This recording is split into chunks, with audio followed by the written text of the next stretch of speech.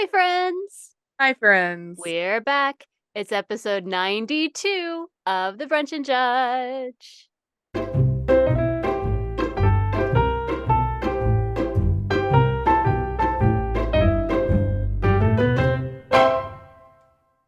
It's totally 90s. It's totally 90s. We are your hosts. I'm April.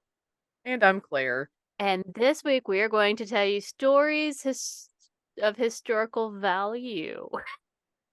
You're just not, we're not going to tell you history, just historical value. Well, I mean, worth listening to because it's not your typical history lesson here. The Brunch and Judge. Right. I almost feel like some of this could go under what they didn't teach you in school. Well, that's kind of the route I went. Was hey, here's Same. like our basic paragraph information that we get, but here's all the other shit that was actually around, and you're like, ah, fuck. Right.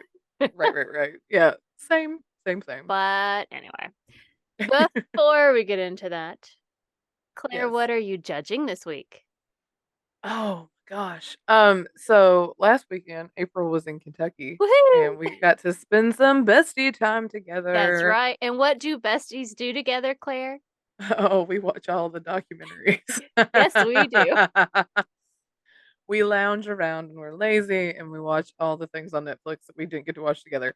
So we're Netflix and we found this thing about twin flames. Neither one of the thing that's now everywhere. Everywhere. But Never we heard had of never it. heard of it. Knew nothing. I think it had just dropped. Like, yeah. Nobody had heard of it. And it was I just think like it may this, have just dropped like that number Friday. 1 or whatever, or brand Yeah, new. we're like, We're like, the fuck is this? Yeah, we're like, what? I've never heard of this. We're like, let's watch this.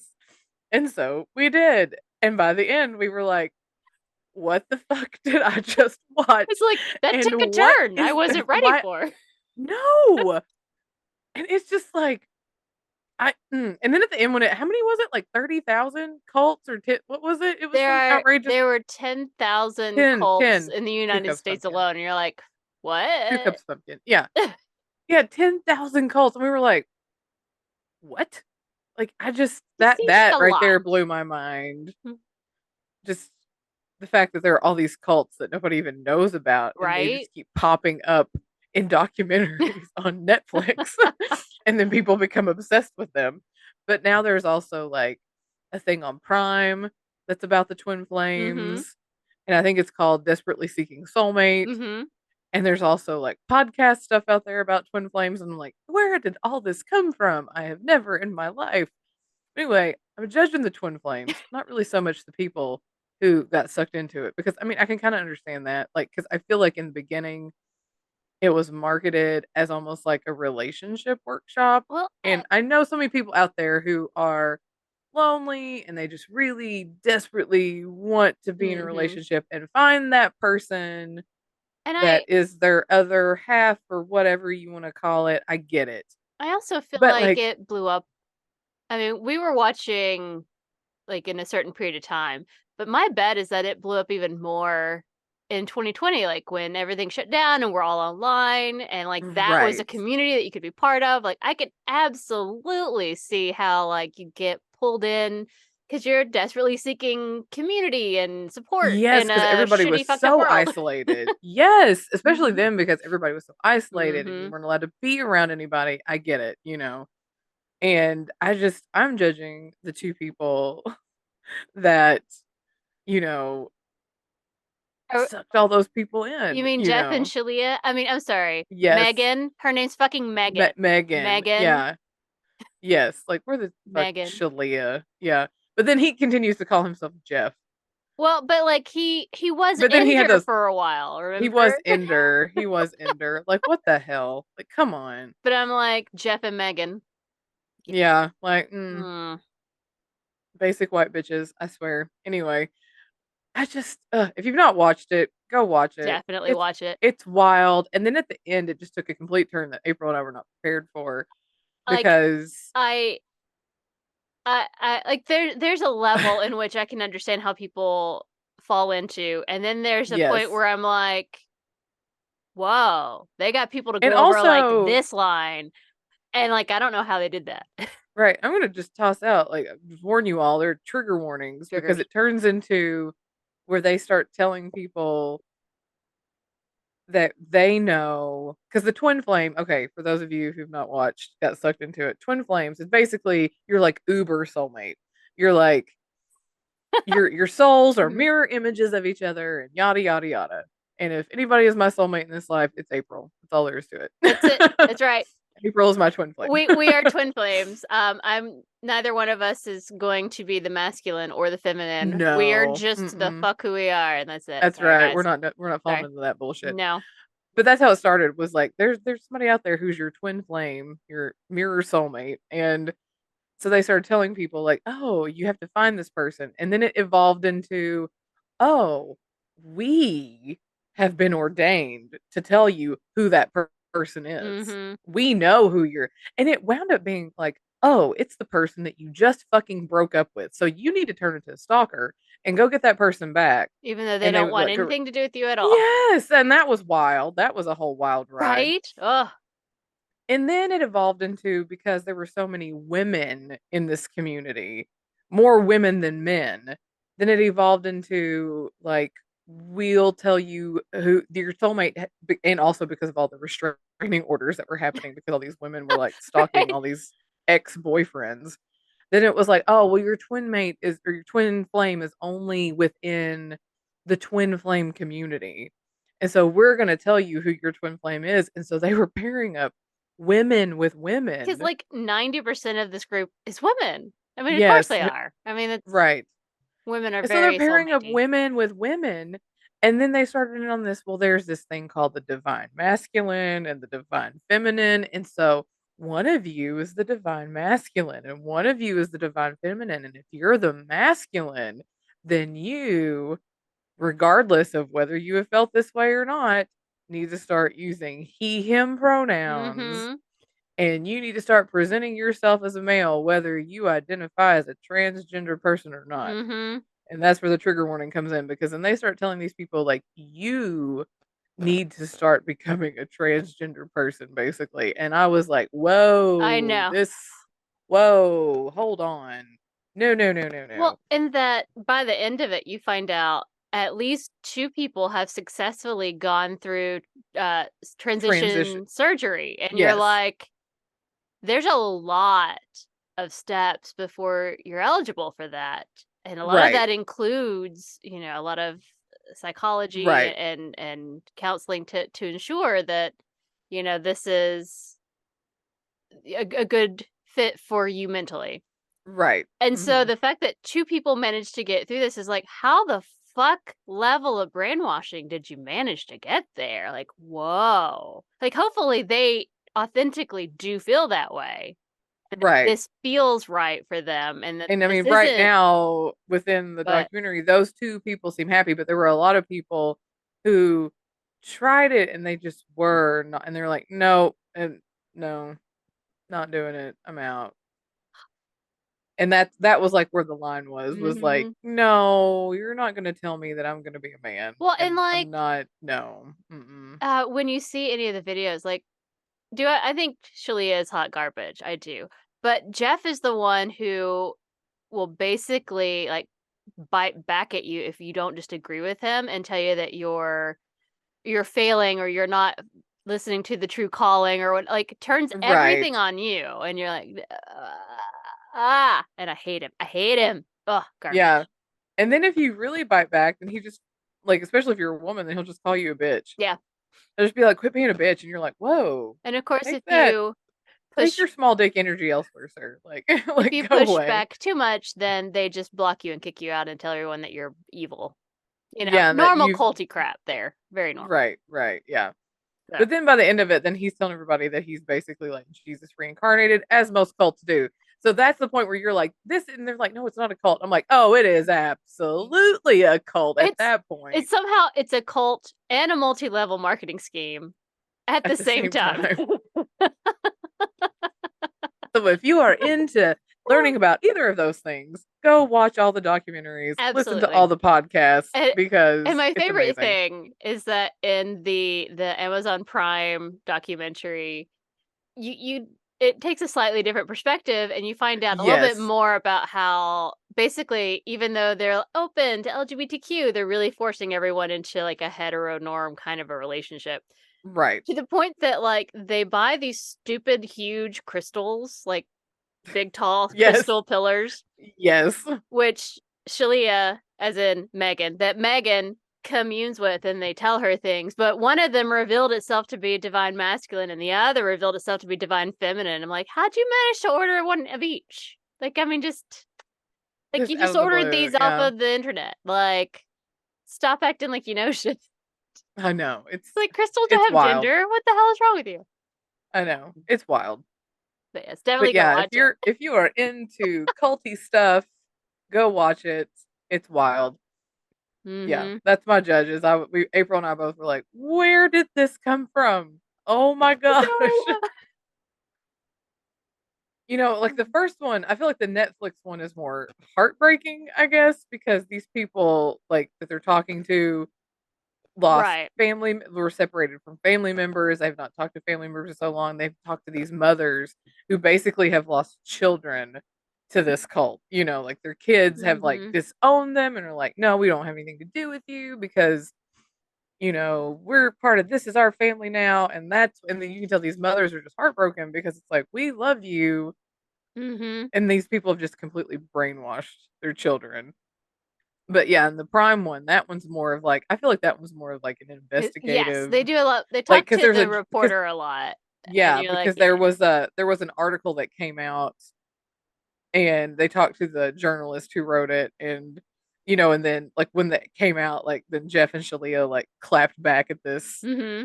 person and they're like, "You're evil," and they sent her like this nonsensical email that was like a mile Pages long. long, like, Yeah, and it's just like, who are you people? This is ridiculous. mm-hmm. Anyway, but yeah, go watch it. It's a ride for sure. That's an excellent judge. I love that so much, Claire. I love it so much. Yes. Anyway, so what are you judging this week? Well, to go ahead and continue the culty feels, Ah, I yes. I am judging a recent video I saw of our favorite piece of crap pastor, Greg Locke.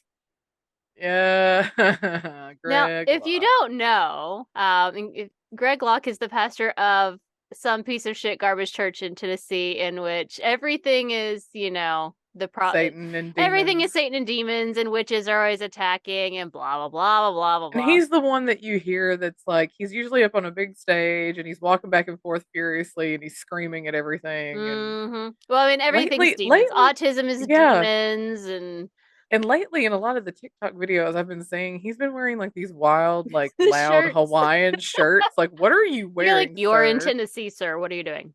I know, like, what is this? What is this wardrobe choice? But like, he's hot garbage, and his followers are hot garbage because they're mega insane people who will Yes. force Jesus down your throat just for funsies. Like, Right. they don't care about your immortal soul. Boy. But so recently, he came out against everybody's favorite Starbucks. Guys, first let me tell you, this is the sugar cookie almond milk latte from Starbucks, and it is Christmas in a cup. It is perfection. Go have it. It's my favorite thing in the whole world. And I got a venti today because I used points, so I might as well use my You might as stars. I well. used my stars, so I got a free one. So like, woohoo!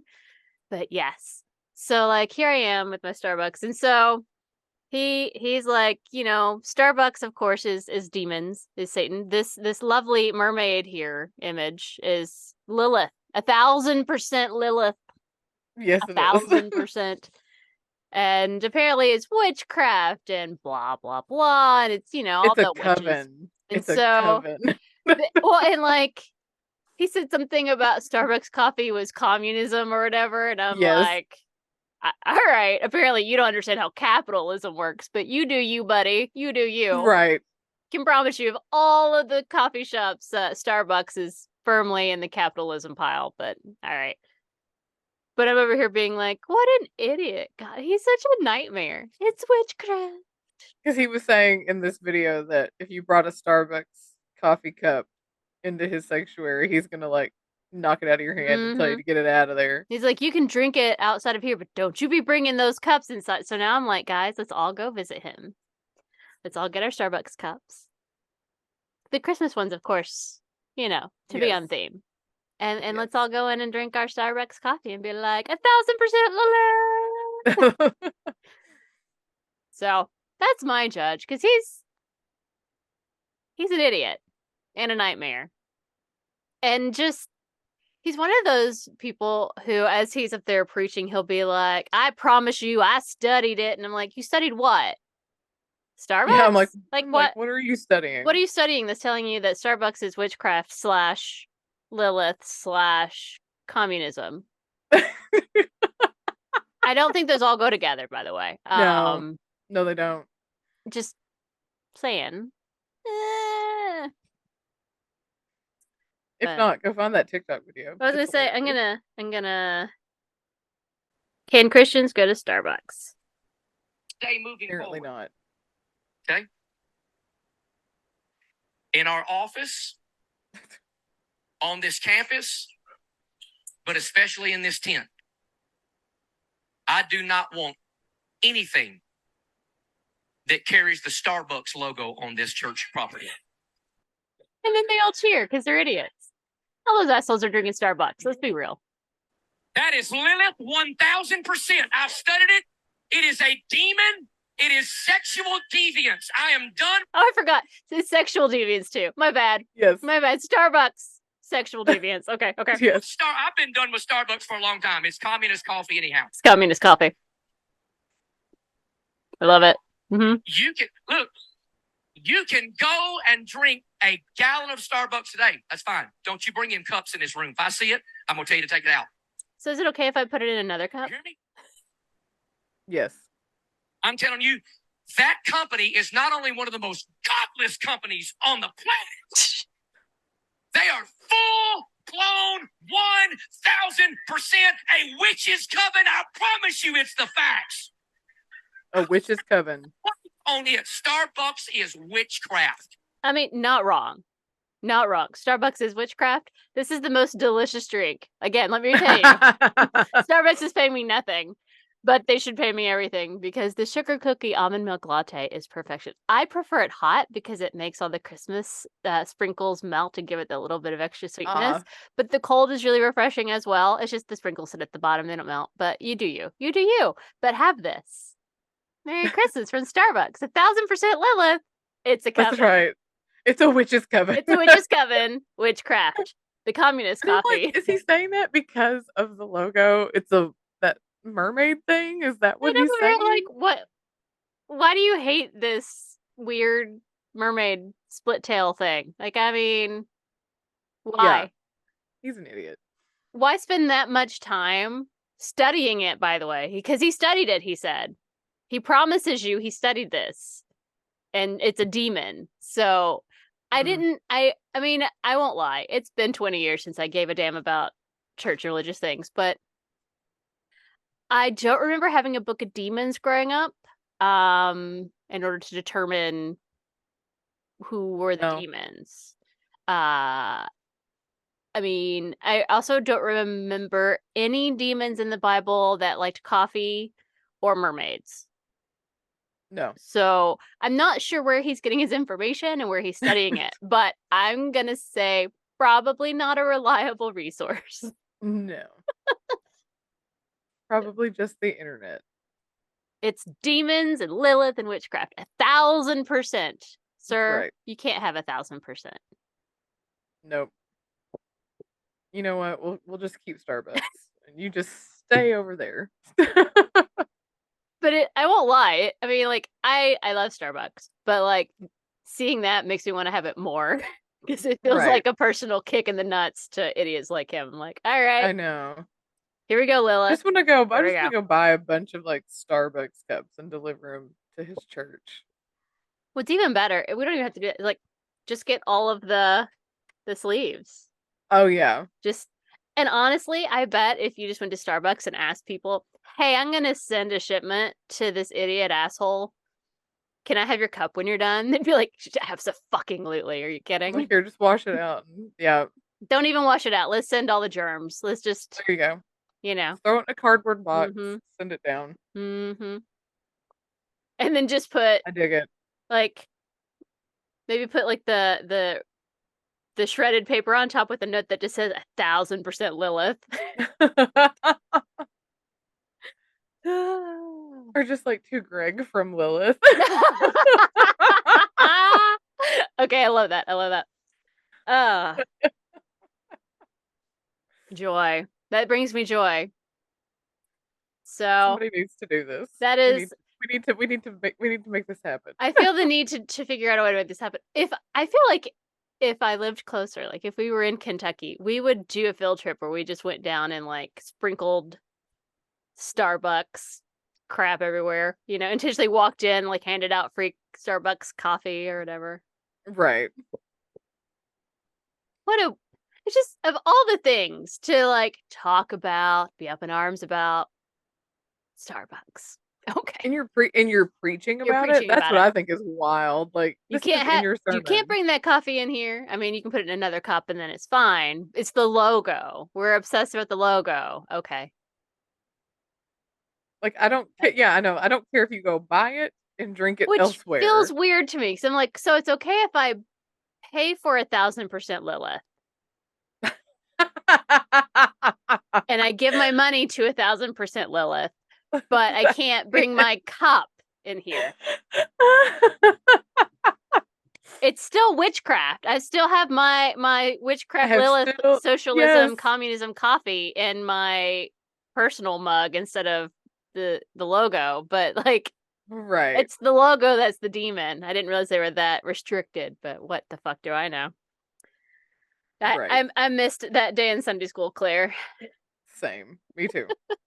Was not there for that. But there you have it. That's my judge. An excellent judge. 1,000%. Oh my gosh. He's an idiot. God, I know. But like the people cheering him on, that's actually right. So I'm like, well, you're cheering for this. Are you okay? Like, should I? Right. Do I need to like rescue you? Is Lilith in your ear right now, telling you to cheer? Probably. Anyway. All right. So let's get on to our topic of the day. It's history. Yes. History. Where we tell you things that you never knew before. Because who wants to know things you already know? Right. That's lame. It's boring. It is. All right. Claire goes first this week. Claire, what story from history have you brought us? I'm going to be talking about Prohibition and how the American government poisoned people. That's right. In the grand tradition that is the American government, they poisoned people. Or shitty as usual. I mean, they're staying on theme of being shit asses. I'm just saying, it's par for the course. I look back at American history and go, we suck. Okay. I mean, yeah, man. I mean, everybody sucks, but like government, man. We suck in a different way. So it's cool. It's Lilith, 1,000%. We're on a different level. Anyway, so my sources are Wikipedia, Britannica, LOC.gov, which is Library of Congress, and Slate.com. Woo. As most of us know, Prohibition was a time in America's history where it was illegal to sell, manufacture, and transport alcohol. And it was from 1920 to 1933. So 13 I had forgotten that it was that long. Same. Like, damn. I know. No wonder the 20s were, like, ridiculous. I mean, like, I'm kind of feeling it in my soul now as we're in the 20s again. And I'm like, right. These 20s suck too, so all right. So what started all that was this thing called the temperance movement in the 1830s. Wait, do you mean Christians? Yes. Indeed. Are we shocked by this? No. Because alcohol, as always, was associated with loose morals, poverty, and insanity. I mean, okay. I argue that my morals are loose regardless of alcohol, but you do you. You do you. I mean, this is what the temperance, that's what they said. Loose And morals. they focused mainly on Irish and German immigrants because, Well, everybody hated the Irish. It's fair. yeah, that is fair. So, I say that as wearing my this, Scotland sweatshirt, by the way. I know, right? So this movement was most successful in, shock surprise, rural, southern, and western states. Yep. But not so much in urban areas. We're not surprised by that either. No. So by the early 1900s, it became more of the Prohibition movement and was calling for a national ban instead of just like, oh, we need to like, oh, churchy. We need Mm-hmm. God doesn't want us to drink, blah blah blah. Yeah. And so by 1917, the U.S. had entered World War One. So on top of all these religious groups that were pushing for prohibition to be a national ban on alcohol for all their ridiculous moral reasons, there was this new justification for the national ban because they thought that limiting the production of alcohol would allocate more resources like grain to the war effort. I mean, fair, I guess. But I argue if you're asking people to die for the preservation of the world, can't they drink? Let them have a drink. I know. That's all. Right. It's like, what are we doing? So, yeah. It's just like, what the fuck, man? Take away everything. They do. It's like, ugh. So in June of 1917, the nationwide prohibition was proposed as a constitutional amendment to Congress. Even though it was marketed as, a wartime thing, it wasn't actually ratified until after the war was over. Ooh. On January 19th, which is bullshit. That is bullshit. In January 1919, that's what I meant to say. Because we were out of the war by January 19th, or by like 1918. Yeah. So it wasn't actually ratified until the war was done. So it's like, too late, but whatever. So really, it was actually for religious reasons. Yes. But we're just gonna say it was for the war because we love to do that. We love to be like, it's for this, but it's not. But not. Yeah. So the 18th Amendment was added to the Constitution, banned the sales, production, transportation, not consumption of alcohol. You can still drink it. You just can't. You can own it. You can own it, and you can drink it. You can't. Like you can have it in your possession and drink it. They couldn't see you buying it, selling it, or transporting it. Mm-hmm. All that's illegal. So, hooray. But it was, banned sales, production, transportation of intoxicating liquors, in quotes. Congress came up with the National Prohibition Act, also known as the Volstead Act, outlined the boundaries of the 18th Amendment. It's named after Minnesota Representative Andrew Volstead, who was the chairman of the House Judiciary Committee. He was a big fan of prohibition, obviously, and he helped draft the bill. So that's why it was named after him. The act was actually vetoed by Woodrow Wilson at the time, but Congress voted to override his veto because he tried to save us. He tried to save us, guys. Let's all remember that. It's the true effort on his part. He's like, yeah, these fucking idiots. What are they trying to do here? Right. Woodrow Wilson, the real MVP. There were certain exemptions, like obviously communion wine. It would be like Catholics were allowed because shock surprise that Catholicism got the exemption.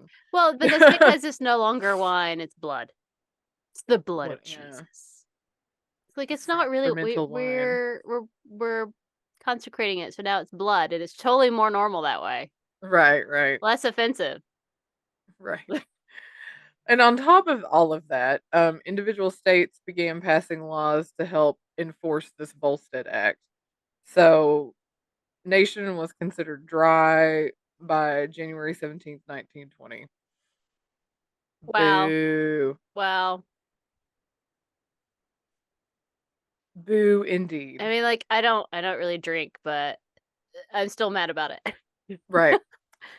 To which the Americans literally said, "Hold my beer," Mm-hmm. or probably more like, "Hold my moonshine." At the time, um, they obviously continued to drink in mass quantities. Well, I mean, yes. The Roaring Twenties. Anyone? Right. Like, I just assume it's all bathtub gin and dancing is how I perceive the Well, 20s. and um, what was it? Alcoholism rates skyrocketed in the 1920s, which I'm like, has nowadays, it's like, has the government learned nothing? No, they haven't. They're idiots. Because you can like find a direct parallel from this to like abortion now. Yep. Like, you ban abortion, your abortion rates are gonna fucking skyrocket. Mm-hmm. Like, it was proven that you made abortion more accessible and abortion rates actually plummeted Mm-hmm. because you gave better access to like healthcare and birth control and all that. Now you're starting to take all that away again and start like even remove like certain forms of birth control. And it's like, what are you doing? Mm-hmm. And I'm like, have you all learned nothing? No. Like, I feel like there is like a direct parallel with all this stuff. Like, you restrict something so much, they're gonna fucking do it anyway, and it's gonna become worse and worse and worse than if you Absolutely. actually just let people freely do it. Anywho, I digress on all that. But anyway, so words like bootlegger, bathtub gin, speakeasy, moonshine became part of the vernacular during the time because it was like, we're gonna do what we want and you can't stop us. So, just in New York City, 30,000 speakeasies existed by the end of the decade. Woohoo! So everybody's like, we do what we want. Street gangs turned into bootlegging empires, smuggling, stealing, manufacturing illegal alcohol. Crime was on the rise. Well, at least that kind of crime was on Right. the rise. So really, I feel like the government just created, A huge ass nightmare problem for like, yeah, like themselves. Because it's they like, now you have to deal manufactured, with it. Good luck. yes, they manufactured this entire issue that did not exist before. Mm-hmm. And for what? For for Christians? For moral reasons? Just because one group wanted to control everybody? Yep. It's And almost again, just like today. parallels. Need I say more? But I digress. Um anyway, bootleggers would steal industrial alcohol in massive amounts and they would redistill it to make it drinkable. So by the mid 1920s, around 60 million gallons of industrial alcohol would be stolen annually, every single year. 60 million gallons every year. Wow. Yeah. So the Treasury Department comes along. This is under Calvin Coolidge. And they ordered industrial alcohol manufacturers to start putting poisonous additives into the alcohol, creating denatured alcohol, which is what I use at work to Mm-hmm. clean my signs. Anyway, um, to discourage consumption and it's stuff like methanol, methyl alcohol, keep people. But anyway, they would redistill it because crafty Americans are like, oh, we can be smarter than you. Mm-hmm. You can't stop us. Um, so then they're like, oh, well, y'all need to start adding some more shit to it. So manufacturers started adding all kinds of junk and we're talking stuff like paint thinners, isopropyl alcohol, all that kind of junk. All the stuff, all these chemicals that people use that had alcohol in it, they were buying and redistilling and doing that. But Mm-hmm. so they started adding, and I have a list here of things: kerosene, brucine, which is related to strychnine, Oh my god. um, gasoline, cadmium, iodine, mercury salts, zinc, nicotine, ether, formaldehyde, chloroform, camphor, carbolic acid, quinine, and acetone. Any of all those things, they started adding stuff like that to keep people from consuming industrial alcohol. And then the Treasury Department also demanded that they start adding more methyl alcohol to the mix, and it needed to be up to 10% total of the product, which wound up being like one of the most deadly parts of it because it was 10%. And they couldn't wind up, like, I guess, distilling that out of it. Mm-hmm. So, and there was one concoction that they wound up calling Ginger Jake, which wound up incapacitating 100,000 Americans eventually. Like, how many people died because the government is I'm getting, literally I'm getting, poisoning them? I'm getting to It's that. like, shit tons of people have died at this point. Okay, Yeah. awesome. Good job. So this is the mid 20s when they start doing all this. So at the end of 1926, the effects of this were almost immediately seen. Christmas Eve, 1926, in New York City, 60 people were hospitalized. 8 people died that night directly because of this. Within 2 days, 23 more people died. Wow. So right at the end of 1926, doctors realized that this wasn't just like your typical alcohol poisoning. Mm-hmm. They realized something else was going on, and I guess they had people testing anyway. They figured out pretty quickly what was going on, and the medical examiner from New York City, his name was Charles Norris. He came out and he said, "The government knows it is not stopping drinking by putting poisons in alcohol, yet it continues its poisoning process." I can't even read my own writing. Needless? Yeah. Yeah, there we go. It continues its poisoning process, needless of the fact that people determined to drink are daily absorbing poison. Knowing this to be true, the United States government must be charged with the moral responsibility for the deaths that poisoned liquor causes, although it cannot be held legally responsible.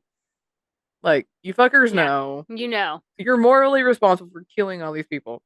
This guy was trying to put out warnings in New York City saying that practically all liquor sold in NYC today is toxic. He tried to publicize every alcohol poisoning death that he could. He condemned the federal government Mm-hmm. for the effect on the poorest. Because again, That's like, who gets hurt by this the most. always, because they talked about how the wealthy people, they could afford to go out and like actually get decent whiskey, Mm-hmm. even though you're not supposed to sell it or, any of that junk. They could still go out and buy it. Mm-hmm. But, the poor people, they're the ones who were buying this stuff because they can't get anything else. That's all they could get Mm-hmm. was the stuff that these people had tried to distill, and it still had all these other awful, terrible chemicals in it that's killing people. Um, Anti-prohibition legislators push back on all these lethal additives. They're like, "What is your problem? This is ridiculous." Yeah. Um, but all this special denaturing didn't end until the 18th Amendment was repealed in 1933. So it kept going, even though all these people in Congress were finally like pushing back. These Mm-hmm. anti-prohibition were like, "You all, this is It's like you're no." killing way more people than we're Yeah, dying to begin with. So like, right. And so after it was all said and done, over 10,000 people died. holy fuck. Yeah, estimated over 10,000 people were That poisoned is to death in by on government's orders. I mean, granted, the government wasn't like pushing it down their throats, but they knew that they were putting it in there specifically knowing that people were drinking it. we're going to drink it. And they were like, well, yeah, whatever. Let's just murder them and pretend like Yeah. that's going to stop it from happening. No, it's not. Yes. All in the name Of Jesus. of Jesus and Christianity. Claire, Again, just why there needs to be a separation of church and state. Yeah. OMG. But just For the love. Just to clarify, and for the people in the back, Claire, what was Jesus's first miracle? Turning water into wine. And not just any wine. The best wine. Best fucking wine. The best. So, like, not distilled, denatured alcohol. mm-mm. The best wine. I'm just saying, first That one. $10,000 a bottle wine. Mhm. Okay, y'all. Mhm. So, like, maybe back off, guys. Maybe just back off. And for all of you out there, no, it wasn't grape juice. You may think it was grape juice. No. Mm-mm. It was not Not. grape juice. Grape juice did not exist. That was not a thing. Stop it. No. Stop it. I know. Or people are like, no, it was really grape juice. No, it wasn't. It was not. If it was grape juice, then why didn't God divine it to Matthew, Mark, and Luke, and John, and whoever else when they wrote about it to put in the words grape juice? Grape juice. Just saying. But yeah. That was excellent, Claire. And also another reminder of why the federal government is hot garbage and honestly tends to try and hurt its people as a general rule. Because government's stupid. But I'm like doing this story and I'm just like, oh my God, there are so many parallels to today with not with alcohol, but with other shit that's going on. Where it's always clearly the least well-off people that are hurt the most. And it always feels like every big thing that comes through is religiously motivated, and I don't want any religion touching any of my my government. And I don't understand it. Like I mean, you all talk about religious freedoms, and it's like, well, but they don't. I know really this is mean getting that, off topic, yeah. but it's like, I know that it's like, no, just my religion. Everyone is free to practice my religion, but no other religion. I'm like, oh, stop it. It's gross. Yes, and that is maddening in itself. I mean, there's so many like underlying things to this kind of thing with the religious ramifications and all that. And it talked about how like all these people who were like for prohibition, like the Christians and all that, were just so shocked that it didn't work. You know, idiots. Right. I think it was was it Herbert Hoover? I think it was Herbert Hoover said that it was a good experiment. Prohibition was an interesting experiment or something like that. Which would be fine, except we obviously still haven't learned from that. So here we are. Right. And I'm just like, do people not understand? The government, Congress, all of them. Like, again, it's like any teenager. You know, you all are the parents trying to keep us under your thumb. You tell a teenager not to do something, you're going to be a hard ass about it. They're going to go do it anyway. You know, I just feel like my litmus test, my rule of thumb, as we go forward, should, you know, when it comes to elected officials, should be if they ever use the statement, you know, well, God, well then no. Are you voting this way because your constituents have specifically asked you to vote this way? Okay. Are you voting this way because of your personal belief in God and what you believe God is telling you to do? No, not okay. That's not your job. You don't get to bring that in. Sorry, that's not how this works. So if that's how you want to do it, then don't even get in politics because it's not about you. It's about the people. Right. It's annoying. I hate it all. It's gross. Yes.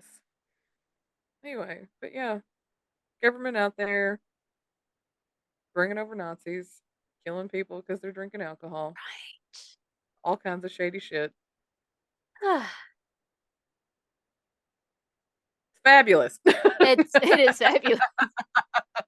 Yay! Yay. Okay, so what story are you talking about today? Well, today I decided, since it's right before Thanksgiving, our National Day of Giving Thanks and celebrating unity and family and love, that I'm going to talk about the Pilgrims and the first Thanksgiving and how...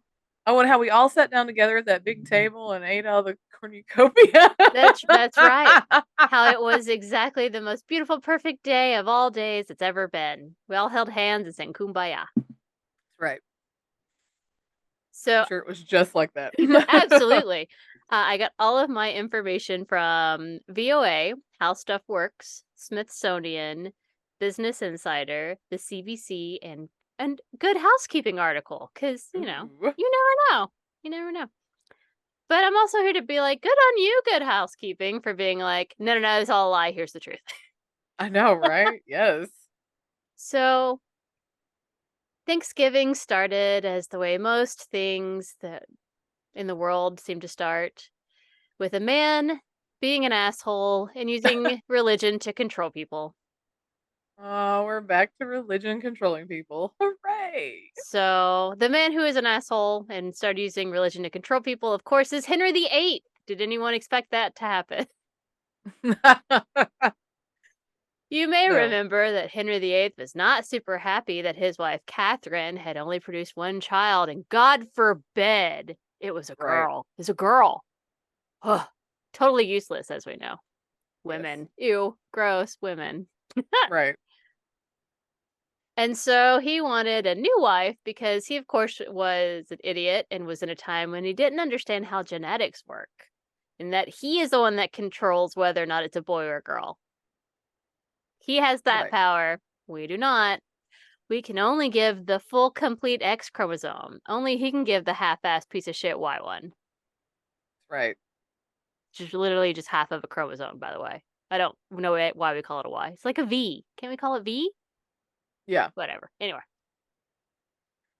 But he also did not understand that all the years of inbreeding within the family lines had caused a lot of issues, specifically along the male Right. line, which is why the women children were the ones that managed to not fucking die. So he's an idiot. But he decided, you know what?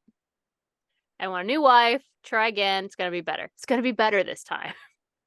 But Is it though? at this point, the whole world was Catholic because Catholicism. Right. And the Pope was like, no, you're married and you have a kid, so you've consummated your marriage, so I'm not annulling this garbage. Sucks to be you. You made your bed, lie in it, is basically how that went down. Yes. And as we know, King Henry obviously was like, fuck that shit, and was like, deuces, Yeah. and made his own stupid church, the Church of England, so that he could, you know, get a divorce and have sex with Anne Boleyn and have another daughter, and on and on and on it goes. Yes.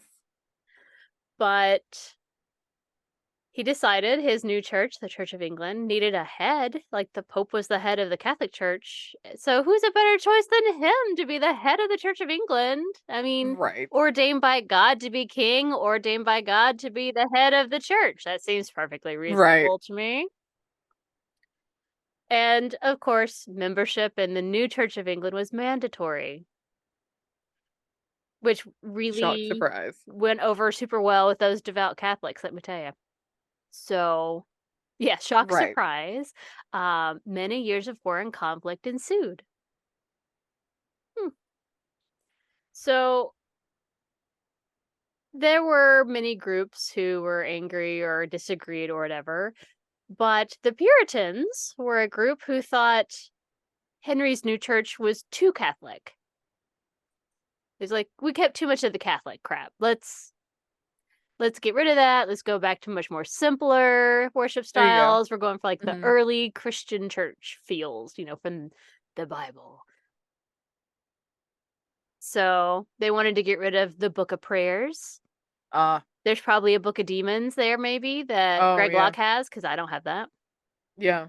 They didn't want to do the whole stained glass thing, no more incense, none of the cool little robe things for the priests. They're like, this is too much. Too much. It's a big distraction from the focus, which is the Bible. Right. And they wanted to be able to kind of practice that way and still remain part of the Church of England. And this is where there were two different groups. So there were the Puritans who wanted to like purify the Church of England and fix Right. it because it Mhm. was not right. And then there was a group that were called the Separatists because they were like, we don't want any part of this nonsense. We just want to come over here, do our stuff the way we want to do it. Right. Yeah. But you do you over there. Away from us. Yes, away from us. So A group of the separatists ended up fleeing to the Netherlands in 1608. They were really hoping this is the way to be. We can practice our little faith freely and do our little thing away from the chaos of England, and, it's all going to be great. But it wasn't great. Right. It was really hard. They had to work really hard, and they had really crappy living conditions. And the worst thing, the Dutch youth were corrupting their children, and they couldn't have that. Oh, No, don't corrupt my children. And so a group from there decided, you know what, let's go to America and form a new religious colony. And they are the Pilgrims who sailed and founded Plymouth. Yay! Hooray. Now, basic Thanksgiving story you learn as a child. The Native Americans welcomed the Pilgrims and helped them to survive by showing them how to raise crops. If you've ever seen Charlie Brown's Mayflower First Thanksgiving story, that's basically the story that, we're taught every year as, little kids growing up. Right. And I'm pretty sure it's because we watched that episode every year. I feel like that's why it's so firmly planted in my mind. Because I'm pretty sure I watched it at school, every year in elementary school. They were like, Right. here you go. But, the reality is that, the Pilgrims get there, and at this point, the indigenous peoples were used to Europeans. They had been visiting America since, Columbus. Right. Gross. Indeed. Please refer back to that episode, because he's Yes. garbage. And so their experience, of course, had been mostly bloody and full of slavery, because Columbus did that, and that's what other people did. So at this point, they were used to the Europeans existing, and the Wampanoag tribe that the Pilgrims stumbled upon already had two people, at least, who spoke English. Some had even already been to England. So, Wow. Okay. it's not super surprising. In fact, Squanto, who is the big main important person in our Charlie Brown Thanksgiving story, Yeah. had been living. This is all in I guess Massachusetts. Had been living there, had grown up there. He'd been part of the Wampanoag tribe, but in a sect. It's Wampanoag is basically a huge big area, and then they'd Yeah. have little villages. So he was part of a village near the coast. And in 1614, he was captured by European explorers who basically were like, hey, come on the boat. Invited some of them on the boat, and they to show them some stuff or whatever. And then actually was like, well, now you're ours. And they sold them into slavery. Lame. I know. So he ended up being sold into slavery in Spain, but somehow made it to England. I think some friars helped him get out or whatever. But while he was in England, he learned English and Okay. eventually made his way back to his home in America. And when he gets there, he discovers that his village was completely wiped out by an epidemic that was most likely brought over by European explorers. Right. Right. Of course. Not their fault. That just is the reality of that. Right. And so he literally steps off the ship to go back home, and he finds broken down homes. There's bones strewn all over the place. And Ugh. as far as anyone can tell, he is literally the only survivor from the Patuxent band of the Wampanoag. It's everyone else is dead. Oh, that's awful. So he ends up going further inland to a different band of the Wampanoag. Uh-huh. And because he had spent time away and could speak English fluently, he became an interpreter between European explorers and colonists and the indigenous peoples of the area, and was used as to help negotiate an agreement between the Wampanoag and the Pilgrims. So Massasoit was the leader of the Wampanoags, and he's the one that kind of helped broker that deal. But Squanto, also not really that great a guy, used his position to manipulate and get power because people are people. That's And people right. suck. Right. So there are some sources that claim that he was trying to vie for power to become the leader to take over from Massasoit. And at one point even lied and claimed that Massasoit was plotting to attack the English, like trying to, in order to get rid of him. But that got exposed as a lie, and so so the Wampanoag wanted Squanto back in order to, I don't know, probably kill him or punish him for treason, essentially. Right, yeah. And the colonists were like, no, we like him. So like they kept him, and they like they, I guess, protected him from the Wampanoag, but like Wow. they're pissed as fuck about it because they're like, dude, this guy's trying to start shit, and then you're not giving him to us when he's committed a crime. Right. But he ended up dying. Squanto died from fever, as that happens in 1622. But so, like, that's Squanto's story. Wow. Uh, Did not know that. no, never learned any of No. that. You're like, oh, Squanto teaches them how to do things and helps save them. Yay, Squanto! And he and Right. Massasoit are besties. And you're like, no, bad blood all over the place here. So, going back to Massasoit reaching out to the Pilgrims, because he did kind of come and offer some help, some friendship through Squanto, but it wasn't out of kindness or friendliness. It was out of a need for an alliance. So what we're not told at all about, we're taught nothing at all about the indigenous peoples who were here and their lives before we showed up. None of that shows up in any of our school stuff. No. So like there is a lot of like political play happening. There are warring groups with each other and like years of political history, Right. like hundreds of years, thousands of years of history between these groups and these of people, and we understand none of that.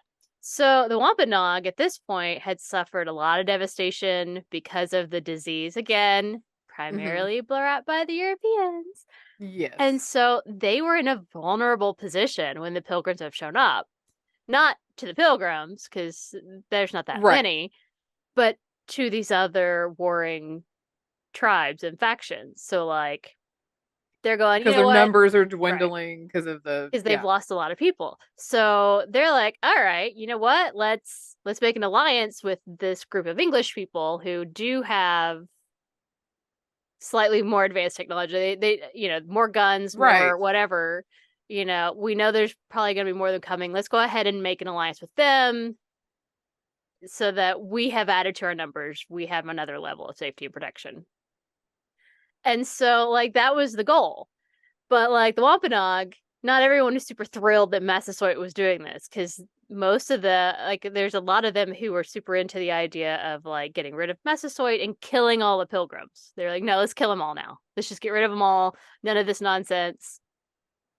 But Massasoit, is like, no, this is what we're doing. And so that's what they did. So at the time, the Wampanoag believed that, it's Wampanoag land that the Pilgrims are on. And they were believing that understanding that the Pilgrims were there on their land, using the land, being part of the land, being sort of part of the Wampanoag. Like, not that they were Wampanoag, but that they were together. Whereas the English were like, this is our land now. Right. As the English do. As they do. As they do.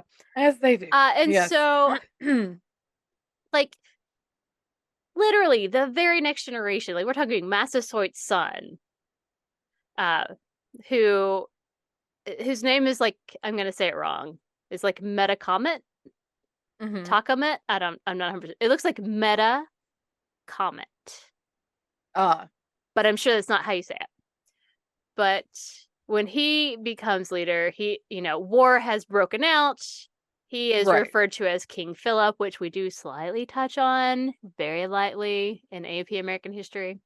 And there's war, and essentially at the end of this war that happens, like 30% of the English population and nearly half of all the Native Americans in New England, not just this area, and all of New England are dead. Wow. So, like, That's a lot. this first Thanksgiving that I like to put in quotations, Thanksgiving, is like this tiny little speck of we're trying out this agreement thing and seeing how this works. Surrounded by death and war on all Right. sides around it between all these same people. So it's bizarre. It's not, yeah, it's not what we've been taught at all. So, like, today, for most indigenous peoples, especially those who are descendant from any of the groups that were in New England, it's a national day of mourning. They gather at Old Plymouth and like do a walk of mourning because ultimately Massasoit welcoming those English settlers and making an alliance with them was the biggest mistake of all of their history because that Facts. kind of opened the gateway into letting people in. Facts. Okay, so the very first Thanksgiving, this little bright spot in a sea of war and death and destruction that was reality. So I'm not sure why we Right. elevate this one little, like, not typical thing. Right, yeah. So it was a 3-day long feast in which the pilgrims invited the Wampanoag to come help them celebrate the success of their first harvest because they did teach them. The Wampanoag did come and show them how to grow corn, you know, using fish to be Right. fertilizer, but also taught them that corn and squash grow well together. They help support each other so that they could, you know, not starve to death and die. But so it was a 3-day feast because the Wampanoag lived like a 2-day walk away. Like they weren't that close. Gotcha. So it was like they came the 2 days and they stayed for 3 days. So like overnight visitors is apparently part of the first Thanksgiving. Ah, okay. That's like a real tradition. It's not like they could just like walk back home. Yeah. And then walk back the next day. Right. So there were well over 100 people there. They estimate that there were at least 90 people from the Wampanoag tribe and at least 50 of the English settlers that were there. And, you know, you mentioned it, like we see these lovely pictures where they're all sitting around a table holding hands, and it's like pilgrim, guy with an Indian headdress because it's always super special. You know, it's like all around this table. And it's not how it was. Nope. The Wampanoag primarily sat on the ground to eat because that's how they would eat. Like that was their Right. When they're at home, they sit down on the ground and they eat together. And the English primarily sit at tables because that's what they do. So they weren't like together, but they were together. If that makes sense. Yes. So, yeah, whatever. But so, again, it was this brief little period of time in which they were trying stuff out, but ultimately lots of wars, lots of death, lots of murdering each other back and forth. I mean, it didn't last long. And 10 years after the Pilgrims came, more Puritans came. Yay. And they formed the Massachusetts Bay Colony, and that's when things got shittier because they were led by John Winthrop, who brought lots more people, lots more ships, and they had zero interest in anything with the native peoples from the area. They were like, hard pass, because ultimately they were, whereas the Pilgrims were from the separatist group that were kind of like, we want to just do our thing. Right. You do you. I mean, that's our land now, obviously. We're still English. Yes. But you do you over there. These Puritans were basically, if you aren't Christian, then you worship Satan. Oh, they were those. They were those Puritans. 1000% Lillith. So, like, they showed up and, yes, 1000% Lillith. 1000%. So, like, they were the Greg Locke Pearson. Oh my god, they totally were. John Winthrop is totally the Greg Locke of the 1600s. 1000%. Yes. Yep. So, you know, they they were like, exactly like every other religion we've come across is basically, it's Uh-huh. my religion or death. Yes. And so lots of You're people not died. with me, you're against me. Mhm. Yep. And, way more of them, they took over, and that Massachusetts Bay Company is what grew. That's what became Boston, like it's, Right. yeah. So, like, there it is. That's the real story of Thanksgiving and the Pilgrims, who were less bad than most of the others, and there was an effort. An effort was made. It was not a Yes. true effort. And this is literally like a blip of time in the midst of nothing but bloodshed and war and hate and bullshit. But yay, Thanksgiving. Right. So, there you go. It's not great. No. Because it's like, look at our togetherness and how well we can work together for like 5 years, and then we kill each other. Yay! And then we wiped them all out and put them in Oklahoma somewhere. Well, and so what was more disturbing to me as I'm reading this is that some people claim that this wasn't really the first Thanksgiving. I mean, this is what we use as our Right. reference of Thanksgiving, but that actually Thanksgiving is there in Mystic, which I've been to because I live here now. Really? In Mystic, there was like a horrific, I'm just gonna say genocide because there's really no other word for it, in Mhm. which I don't remember what group it was. The European explorer settler garbage that came Mhm. murdered like the entire Pequot nation, basically. Oh, And wow. then like celebrated because they did it. Then you're like, Garbage. okay, so that's terrible. That's trash, is what that is. So I'm over here being like, Thanksgiving is trash. So hard pass, hard pass. Um, So maybe this Thanksgiving, as you're eating your turkey and your stuffing and your cranberry sauce and whatever else you're eating, you can think to yourself, yay for that one moment that we weren't murdering each other. But let's not forget all those years that we just murdered each other, because Right. that's what we do. Keep beating the indigenous peoples back until they're in a tiny little reservation with no clean water. Right? Ugh. Terrible. So let's add that to our America sucks category. Yes. Indeed. I love that we managed to stay on topic. Like we kept a theme. We did. America sucks. And here's another Yes. example of when we were shitty.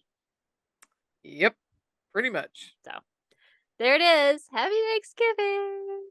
Happy Thanksgiving. Which is why I vote we just go ahead and skip it and go straight to 1,000% Lilith. Yes. Bring on my Starbucks Christmas joy. I'm telling you. One more plug. Sugar cookie, almond milk latte. If they are out of almond milk, don't panic. Oat milk might actually be a little bit better. It's a creamier. So good. Because there have been times like, I'm so sorry we're out of. I'm like, please don't let it be the sugar cookie flavor. Because it's literally the only thing I can't make up. And they're like, we're out of almond milk. Great.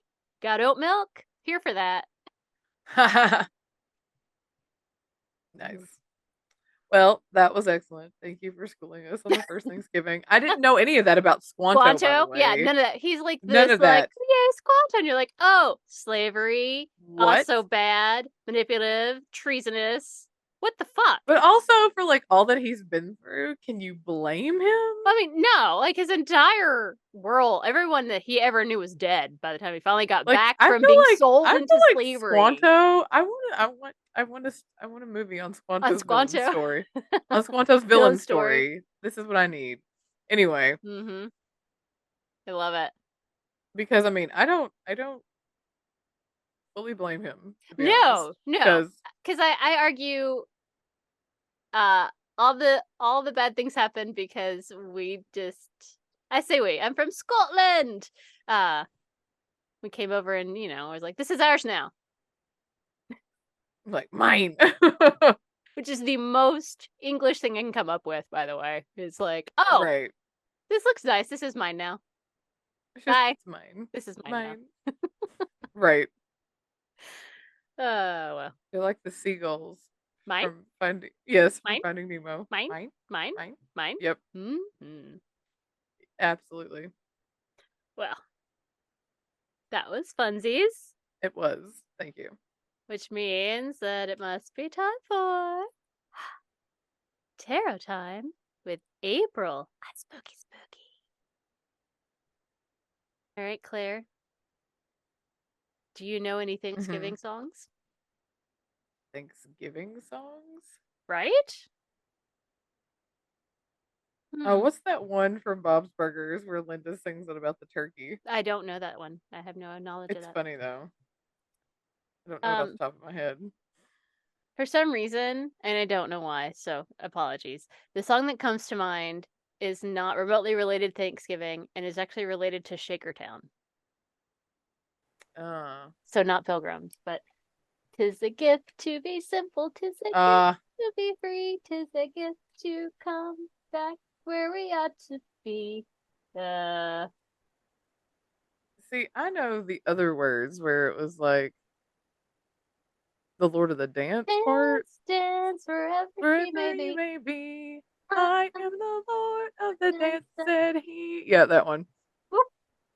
You dropped one. No. Lead you forward, Wherever you may be, and I'll lead you all in the dance, said he. I Yeah, have that no one. idea what that song's about, but I'm sure it's Lillith.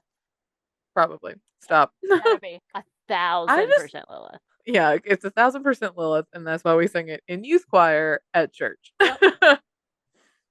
Well, but I was also drinking Starbucks in church, so like it's fair. That's fair. Okay. Oh, I didn't turn on my moon lamp. Ooh. No. Fun. Okay. We have the 10 of Pentacles. The Tower. No. And the Ace of Wands. Oh, the Tower's a bad card. I remember it was a terrible card. Well, but luckily it's going to be on Thanksgiving, so. Is that lucky? Is it? I mean, depends on how you look at it.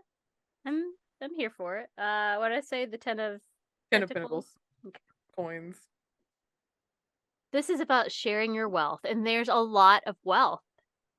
Whether it's emotional or spiritual wealth, you have it in abundance and are more than willing to share. It's about inheritance, financial stability, and charity. There's a lot of family legacy in this card, so it sounds like you're getting ready to go be with your family for Thanksgiving. Nah. That's right.